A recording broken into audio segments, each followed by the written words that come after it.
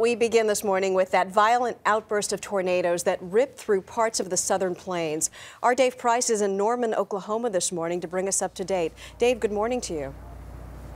Good morning to you, Maggie. Behind me is the Country Boy IGA. It's been a mainstay here in Norman for close to 20 years, and this morning, it's gone. It's unrecognizable. Radar from yesterday we can show you, and you can see how fast-moving and intense these storms were rolling through the southern plains. This store behind me was filled with employees and shoppers at about 5:30 when the alarm sounded. But there were literally minutes, just minutes to see cover. And what's behind us this morning is just one example of the violent and fatal consequences of a day of severe weather. Big multi-vortex! As many as 5 separate funnels dropped down from this huge twister near the tiny town of Okla, north of Oklahoma City. We're in the debris!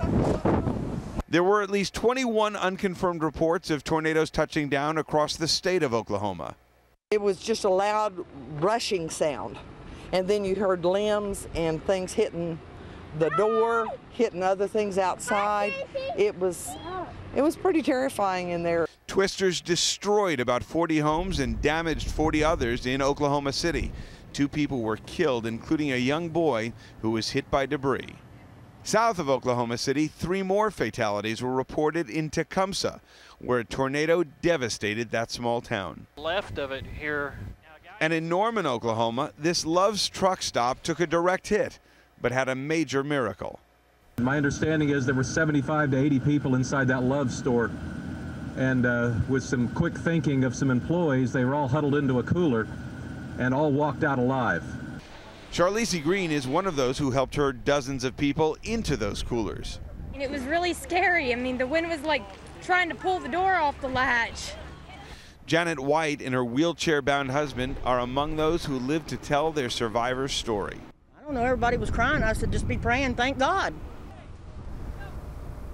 And of course, this morning, tens of thousands are still without power. We just spoke to one of the sheriff's deputies here in this area. They say they feel confident about their numbers of injured and dead. They are going to do a second round of search and rescue just to triple check the areas that they went through yesterday afternoon. But what's left today is to assess all the damage and to begin to figure out how to rebuild here in Norman, Oklahoma, and throughout much of the area in the southern plains that saw that severe weather. And Harry and Maggie, there's a chance we're going to see more of that repeating today as this system continues to move on through.